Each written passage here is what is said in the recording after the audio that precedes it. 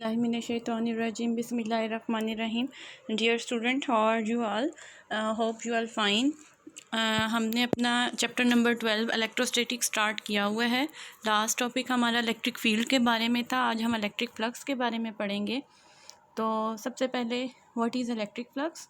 The electric flux is a rate of flow of the electric field through a given area. Electric flux basically हमें बताता है कि किसी भी area से, ठीक है, कितनी इलेक्ट्रिक फील्ड फ़्लो कर रही है।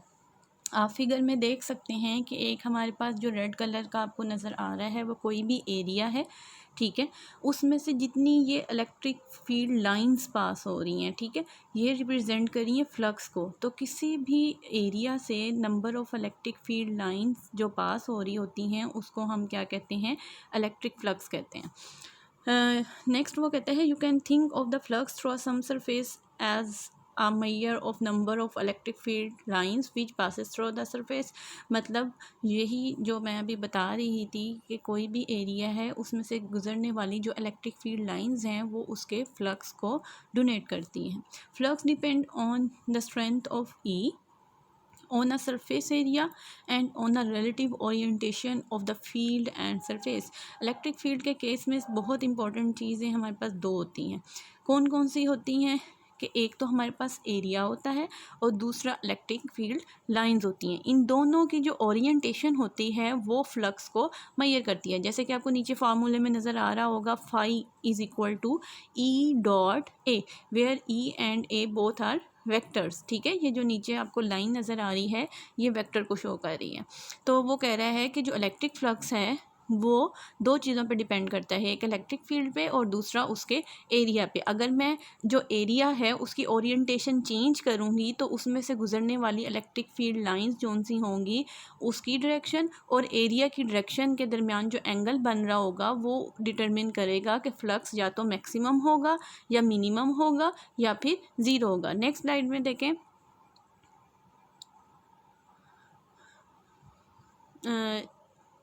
ये देखें, अब यहाँ पे हमारे पास डिफरेंट टाइप्स की ओरिएंटेशन दी हुई है। कैसे? कि सबसे पहले हमारे पास जो एरिया है वो हमारे पास straightly perpendicular parallel to electric field lines है, ठीक है। Parallel to electric field lines कैसे है कि एरिया और इलेक्ट्रिक फील्ड लाइंस की सेम डायरेक्शन है। और आपने याद रखना है कि यूनिट एरिया, ये जो आपको एरिया यूनिट एरिया नज़र आ रहा है ब्लैक एरो में, ये यूनिट एरिया, ठीक है, इसकी डायरेक्शन हमेशा किसी भी सरफेस के परपेंडिकुलर होती है। तो यहाँ पे देखें कि अब हमारे पास जो इलेक्ट्रिक फील्ड लाइंस की डायरेक्शन है और जो एरिया की डायरेक्शन है वो आपस में पैरेलल है। तो अकॉर्डिंग टू फार्मूला मेरे पास जो फ्लक्स का फार्मूला है वो phi is equal to E dot A है। तो डॉट का मतलब क्या है? इसकी मैग्नीट्यूड वैल्यू किसके बराबर होगी? ई ए कोस थीटा या कोस फाई। अब यहाँ पे हमारे पास जो एंगल है, ठीक है, वो ज़ीरो बन रहा है क्योंकि इलेक्ट्रिक फील्ड लाइंस और एरिया आपस में क्या है? पैरेलल हैं। जब भी दो चीज़ें पैरेलल होती हैं तो उनके दरमियान जो एंगल होता है वो ज़ीरो होता है। तो यहाँ अबव इक्वेशन में अगर मैं ज़ीरो एंगल पुट करूँगी तो फ्लक्स हमारे पास क्या हो जाएगा? ई ए, ठीक है। नेक्स्ट केस में आप देखें कि अगर मेरे पास कोई सरफेस है, ठीक है, वो ना तो पैरेलल है इलेक्ट्रिक फील्ड लाइंस के, ना ही परपेंडिकुलर है, किसी भी ख़ास एंगल पे पड़ी हुई है, कोई भी एंगल हो सकता है। तो अब हमारे पास एरिया और इलेक्ट्रिक फील्ड लाइंस के दरमियान कोई भी एंगल बनेगा, ठीक है। तो यहाँ पे इक्वेशन में अगर हम कोई भी एंगल पुट करेंगे तो उसके लिहाज से हमारे पास इलेक्ट्रिक फ्लक्स की वैल्यू आएगी। अब थर्ड वन में आप देखें यहाँ पे कि इलेक्ट्रिक फील्ड लाइंस और जो एरिया है, ठीक है, यूनिट एरिया है, वो आपस में परपेंडिकुलर हैं। जब वो आपस में परपेंडिकुलर होंगे तो एंगल हमारे पास क्या बनेगा? 90 डिग्री। तो अगर हम इसमें वैल्यू पुट करें cos 90 तो हमारे पास वैल्यू हमेशा क्या होगी? ज़ीरो होगी। ये हमने पढ़ा हुआ है कि हमारे पास cos 90 जो उनसा होता है वो हमेशा क्या होता है? ज़ीरो होता है। तो इसका मतलब है कि हमने तीन तरह की ओरिएंटेशन पढ़ी हैं। एक, जब हमारे पास सरफेस एरिया पैरेलल होगा इलेक्ट्रिक फील्ड लाइंस के तो फ्लक्स मैक्सिमम होगा, ठीक है। और दूसरा, मिनिमम कब होगा या ज़ीरो कब होगा? जब हमारे पास यूनिट एरिया जौन सा है वो परपेंडिकुलरली हमारे पास इसकी है डायरेक्शन यूनिट एरिया की, ठीक है।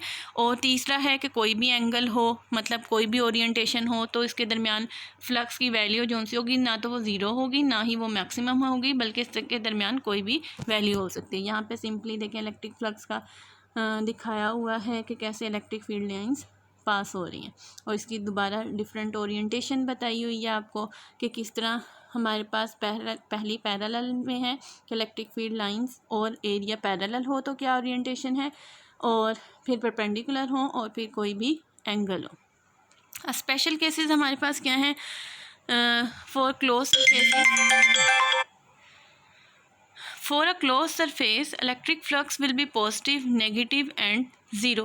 कह रहा है कोई भी हमारे पास अगर सरफेस जो सी है वो क्लोज होगी तो फ्लक्स की वैल्यू क्या होगी? पॉजिटिव, नेगेटिव और ज़ीरो भी हो सकती है। If the number of electric lines of forces entering the surface are greater than the electric flux is negative. मतलब अगर किसी भी एरिया में एंटर होने वाली जो इलेक्ट्रिक फील्ड लाइंस है वो हमारे पास क्या हों? ज़्यादा हों, ठीक है, तो हमारे पास इलेक्ट्रिक फ्लक्स क्या होगा?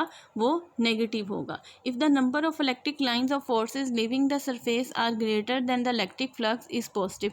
अगर हमारे पास नंबर ऑफ लाइन जो किसी एरिया से पास लीव कर रही हैं उसको, तो वो ग्रेटर हों तो हमारे पास फ्लक्स पॉजिटिव होगा। मतलब फ्लक्स हमारे पास 3 तरह से एग्जिस्ट कर सकता है, positive, negative and zero. Positive कब होगा? जब ज़्यादा से ज़्यादा लाइंस अवे जा रही होंगी, मतलब निकल रही होंगी। नेगेटिव कब होगा? जब ज़्यादा से ज़्यादा एंटर हो रही होंगी। और ज़ीरो कब होगा? जब नंबर ऑफ़ लाइंस जो एंटर कर रही हैं और जो लीव कर रही हैं वो आपस में बराबर होंगी, तो हमारे पास क्या हो जाएगा? वो ज़ीरो हो जाएगा इलेक्ट्रिक फ्लक्स। इसका यूनिट बहुत इंपॉर्टेंट है, इसका यूनिट है न्यूटन मीटर स्क्वायर पर कूलम। तो यहाँ आपने इलेक्ट्रिक फील्ड का फार्मूला पढ़ा था जो कि था E = force per unit charge.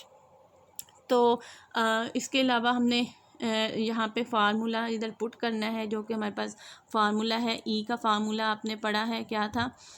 Electric field का फोर्स पर यूनिट चार्ज था, तो न्यूटन पर कूलम था। और यहाँ पे एरिया का यूनिट क्या है? स्क्वायर होगा, मीटर स्क्वायर होगा, ठीक है। तो हमारे पास टोटल यूनिट क्या बन जाएगा? Newton metre square. तो आज हमने अपना टॉपिक इलेक्ट्रिक फ्लक्स का पढ़ा है और बहुत इजी टॉपिक है।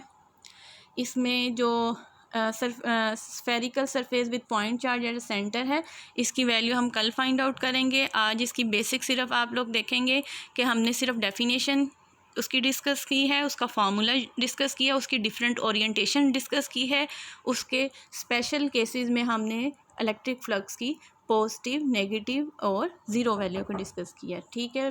नेक्स्ट लेक्चर में इंशाल्लाह फिर आपसे मुलाकात होगी। अपना लेक्चर लाजमी अच्छे तरीके से देखिएगा ताकि आप लोगों को समझने में आसानी हो। ओके, अल्लाह हाफ़िज़।